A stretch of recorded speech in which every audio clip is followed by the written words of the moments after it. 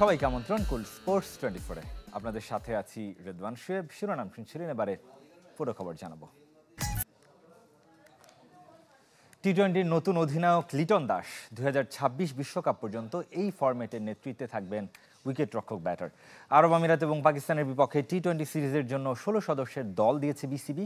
বাদ পড়েছেন মেহেদী হাসান মিরাজ, তবে নেতৃত্ব হারিয়েও টিকে গেছেন নাজমুল শান্ত। এই দুই সিরিজের জন্য সহ অধিনায়ক শেখ মেহেদী। উত্তরসূরিকে অভিনন্দন পূর্বসূরির। লিটন দাসের নেতৃত্বে টি-20তে বাংলাদেশ সাফল্য পাবে প্রত্যাশা নাজমুল হোসেন শান্তর। এই ফরম্যাটে আর অধিনায়ক থাকতে চান না, আগেই বোর্ডকে জানিয়েছিলেন শান্ত। সবশেষ ওয়েস্ট ইন্ডিজ সিরিজে যার কাঁধে ছিল অন্তর্বর্তী নেতৃত্ব, তাকেই স্থায়ী রূপে বেছে নিল বিসিবি। দায়িত্ব দিল 2026 টি-20 বিশ্বকাপ পর্যন্ত, আর তার ডেপুটি শেখ মেহেদী। তবে সেটা শুধুই পাকিস্তান সিরিজ পর্যন্ত। ওর মধ্যে যেই সম্ভাবনাটা আছে, ও যদি নিজের খেলাটাকে ঠিকমতো গুছিয়ে নিতে পারে, তাহলে he can be an asset for the team. Or captaincy নিয়ে সবারই যথেষ্ট ইতিবাচক চিন্তাভাবনা আছে। কিন্তু নতুন ক্যাপ্টেনের শর্ট লিস্টে মেহেদী হাসান মিরাজ থাকলেও সবাইকে অবাক করে 16 সদস্যের স্কোয়াডেই তাকে রাখেনি নির্বাচকরা। অথচ টি-20 ফরম্যাটের বিপিএল এর সেরা ক্রিকেটার হয়েছিলেন তিনি।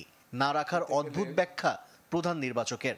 Miraj is a very very important বলি, ভ্যালুয়েবল বলি আমাদের জাতীয় দলের জন্য। স্পেশালি আমি বলবো টেস্ট ম্যাচ অ্যান্ড ওয়ান ডেতে অনেক ভ্যালুয়েবল। বাট আমি মনে করি যে স্টিল আমাদের টি-20 প্ল্যানিংয়ে একটু ব্যাকফুটে আছেন। শেষ সিরিজের দল থেকে 5 জন বাদ পড়েছেন, 6 জন জায়গা পেয়েছেন। একমাত্র নবীন নাহিদ রানা প্রথমবার টি-20 ফরম্যাটে জায়গা পেয়েছেন। ইনজুরিতে থাকা মোস্তাফিজুর রহমান ফিরেছেন, আর তাসকিন আহমেদ এবার বাদ। পেস ডিপার্টমেন্ট আরও সামলাবেন শরীফুল, হাসান মাহমুদ ও তানজিম সাকিব। স্পিনার হিসেবে রিশাদ আর শেখ মেহেদীকে সঙ্গ দিবেন তানভীর ইসলাম। বাদ পড়েছেন নাসুম আহমেদ। দলে জেনুইন অলরাউন্ডার নেই, 8 ব্যাটারের সাথে 8 বোলার। তানজিদ তামিম, পারভেজ ইমন, সৌম্য সরকার 3 ওপেনারের সবাই বাঁহাতি। 3 নম্বরে টিম ম্যানেজমেন্টের পছন্দ লিটন দাস। মিডল অর্ডারে তাওহিদ হৃদয়, জাকির আলী অনিক। ফিনিশারের ভূমিকায় শামীম হোসেন। বাজে পারফরমেন্সের পরও অভিজ্ঞতার বিবেচনায় টিকে গেছেন নাজমুল শান্ত। এখানে আমাদের উপরে এক সৌম্য আছে, 90-এর কাছাকাছি ম্যাচ খেলেছেন, কিংবা লিটন দাস আছেন। এরপরে যদি আপনি তাকান তাহলে হয়তো দেখবেন যে সেখানে একটা বিস্তর ফারাক আছে। শান্ত বলতে 50 হয়নি, 40-এর আশেপাশে তার ম্যাচ। তো কিছু experience you always need to carry with the team. ক্রিকেটারদের প্রতি পজিটিভ খেলার বার্তা নির্বাচকদের, কিন্তু আমাদের অ্যাপ্রোচটা যেন মধ্যে পরিবর্তন আসে। আশিক রুদ্র, চ্যানেল 24, ঢাকা। কোথাও নেই সাইফুদ্দিন। ফিটনেস ইস্যুকেই বড় করে দেখছেন নির্বাচকরা। নিজেকে ফিট দাবি করে জাতীয় দলে ফিরতে মুখিয়ে সাইফুদ্দিন।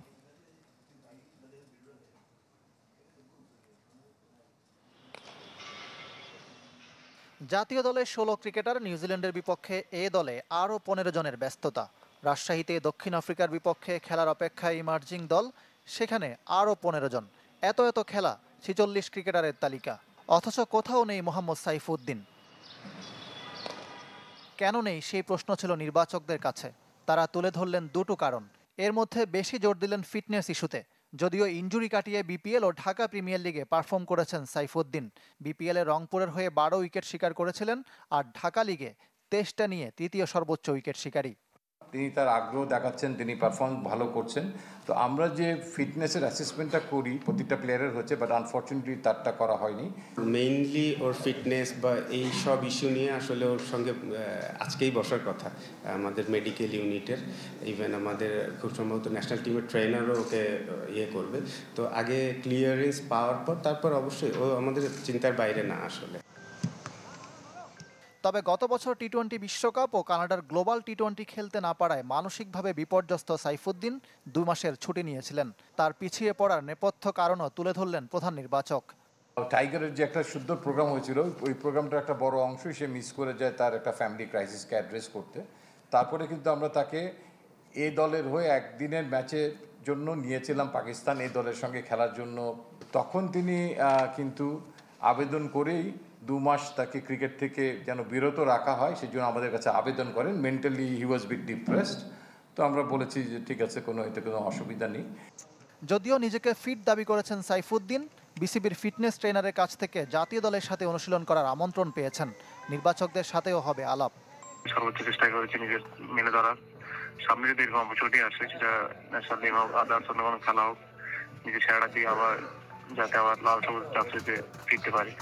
বছর খানেক আগে জাতীয় দলের হয়ে সবশেষ ম্যাচ খেলেছিলেন সাইফুদ্দিন। ইকরাম হুসাইন, চ্যানেল 24, ঢাকা। এদিকে কাল শুরু বাংলাদেশ নিউজিল্যান্ড এ দলের সিরিজ। নামে এ দল হলেও জাতীয় দলের তারকাদের মেলা দু দলে।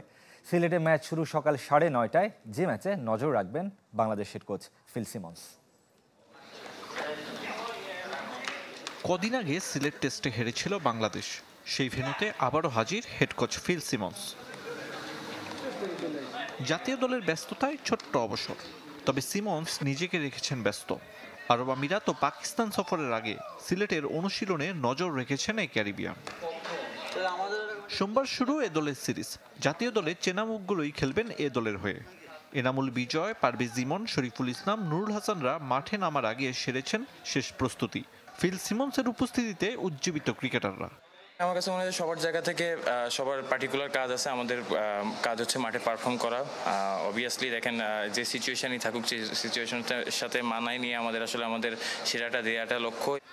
জাতীয় দলের বাইরে থাকা ক্রিকেটাররা সিলেটকে বেছে নিয়েছে প্রমাণের মঞ্চ হিসেবে। ভালো করলে নির্বাচকদের নজর পড়বে সে আশা তাদের। তবে অধিনায়ক দিয়েছেন দল হয়ে খেলার বার্তা। বাংলাদেশকে রিপ্রেজেন্ট করা সবারই একটা লক্ষ্য। সবসময় যতবারই আমার কাছে মনে হয় যে খারাপ সময় থাকে, ওইখান থেকে নিজেকে মোটিভেট করে আবার চ্যালেঞ্জ নিয়ে ফেরার চেষ্টা করি। Serious head coach Mizanur Rahman শিষ্যদের পূর্ণ স্বাধীনতা দেওয়ার কথা বলেছেন। কোচের লক্ষ্য সেরা পারফরমেন্স আদায় করে নেওয়া। আমরা এরকম পারফর্ম করতে চাই যাতে আমরা আমাদের ন্যাশনাল টিমকে আমরা কিছু প্লেয়ার এখান থেকে রেডি করে রাখতে পারি, যে কোনো সময় ন্যাশনাল টিমে প্রয়োজনে তারা সেই সার্ভটা করতে পারে। সিলেটের আবহাওয়া নিয়ে ভাবনায় ব্ল্যাক ক্যাপস। বাংলাদেশের স্পিন চ্যালেঞ্জ নিতে প্রস্তুত দলটি। তাপমাত্রা বেশি হলেও কন্ডিশন নিয়ে চিন্তিত নই। বাংলাদেশ দলে বেশ কজন স্পিনার আছে, তারা ভালো করছে, আমাদের সতর্ক থাকতে হবে। নিউজিল্যান্ডের বিপক্ষে সিরিজের 3টি একদিনের ও 2টি 4 দিনের ম্যাচ খেলবে বাংলাদেশ। আরিফুল ইসলাম, চ্যানেল 24। হকের খবর জানাবো। এশিয়া কাপে খেলতে না পারার কারণ অনুসন্ধান করবে জাতীয় ক্রীড়া পরিষদ। রাসেল মাহমুদ জিমিকে দলে না নেওয়ার কারণও খুঁজবে। 3 সদস্যের কমিটি করেছে এনএসসি। 2025 সালটা হকির নতুন ইতিহাসের, আবার নতুন লজ্জার। এবছর প্রথমবার বিশ্বকাপ খেলবে অনূর্ধ্ব 21 দল, আবার এবছরই প্রথমবার এশিয়া কাপ খেলা হচ্ছে না জাতীয় দলের। হকির ব্যর্থতায় নড়ে চড়ে বসেছে জাতীয় ক্রীড়া পরিষদ। কারণ উদ্ঘাটনে 3 সদস্যের কমিটি হয়েছে। পরিচালক ক্রীড়া ও সহকারী পরিচালকের সাথে কমিটিতে আছেন চেয়ারম্যানের একান্ত সচিব। কমিটিতে টেকনিক্যাল পার্সন না থাকায় অবশ্য হতাশ ফেডারেশন। তবে ক্রীড়া পরিষদ বলছে হকি সংশ্লিষ্টদের সাথে কথা বলেই প্রতিবেদন তৈরি করবে কমিটি। এনএসসি একটা তদন্ত কমিটি গঠন করছে। ওনারা গঠন করছেন ওনাদের এনএসসির সদস্য নিয়ে। এখানে আমরা কোনো টেকনিক্যাল এক্সপার্ট পেলাম না। কমিটিতে কোনো টেকনিক্যাল এক্সপার্টও নাই, ফেডারেশনের কোনো রিপ্রেজেন্টেশনও নাই। এটা একটু আমাদের জন্য অবাক ব্যাপার। হকি খেলার সাথে সম্পৃক্ত সকলের সাথে কথা বলেই এমন একটি ধারণাপত্র প্রস্তুত করবেন। টেকনিক্যাল পার্সনদের মতামতগুলি নেওয়া হবে, তাদের মতামতগুলি গুরুত্ব সহকারে শোনা হবে। রাসেল মাহমুদ জিমি না থাকায় শুরু থেকে সমালোচনা ছিল এবারের হকি দল নিয়ে। তবে দলের ব্যর্থতার জন্য এটিকে কারণ মনে করে না ফেডারেশন, বরং তীব্র অর্থ সংকটের জন্য এইচএফ কাপে পর্যাপ্ত প্রস্তুতি নিতে পারেনি হকি দল। আর এনএসসি কারণ খুঁজে শাস্তি নয়, আগামীর জন্য পরামর্শ দিতে চায়। এটা আমরা শুরু থেকে বলে আসছি কি আমরা অনেক ক্ষেত্রে পিছিয়ে আছি। মেজর কারণ হলো অর্থায়ন।